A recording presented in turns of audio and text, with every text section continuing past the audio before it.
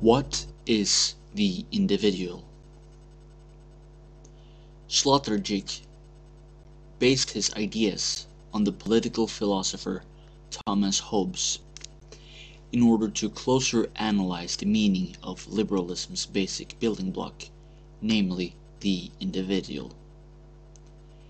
Ignorant about what has been stolen from him, ignorant about the meaningless and tyrannical state that controls him, Hobbes reduced the human experience to the purely biological order to be able to reach its individualism and its defense of Leviathan, the strong state. According to Hobbes, the fundamental human drive and motivation is self-preservation and fear. Moreover, all people are equal in the sense that they can kill each other through the list or group. This combination of lethal equality and the horror of death allows people to submit to a ruler who gives them some sort of patronage from each other. The individual is nothing but a selfish and antisocial monkey who is afraid to die, if you're going to crudely define Sloterdijk's Hobbes interpretation.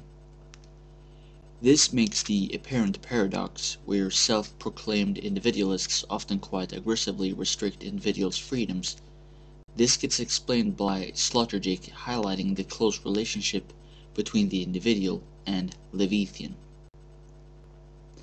He also mentions how deviant and intimidating the times of nobility becomes to such individualism, as they typically saw it as a noble brand to have sat on death horror, a view that echoed in the 1930s revolutionary movements, most famously in the battle cry, "Viva la muerte."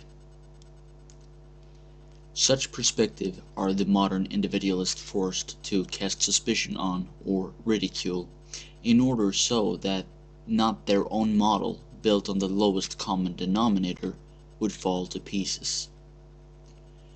What we would like to add to Sloterdijk's text is that the individual is something that every higher type of human should overcome. The masses rise and the mass society. Sloterdijk also go into how egalitarianism gradually forced back and mounted down old Europa and its hierarchical distinctions.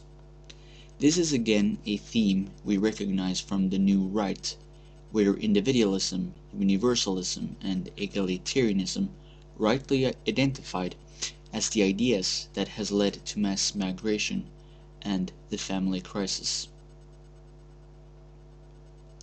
Sloterdijk linked this to the death of God. As pagan, perhaps you want to call it twilight of the gods, the idea is still basically the same.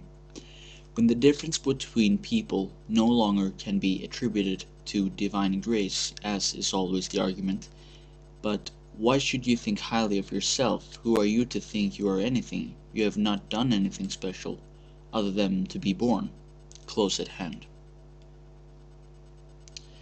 This has been directed against the nobility, the clergy, against the wise, and then also against the masses, early leaders, namely the bourgeoisie, with its cult of genius. In our time, it is directed against the grace. It means to be an American, for example, or a white, heterosexual male.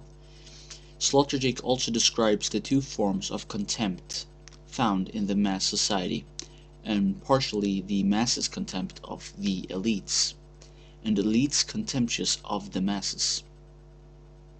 He argues that contempt is a fundamental sense in a society where everyone is supposed to believe that they are equal, based on the paradoxical idea of a privilege that applies to all.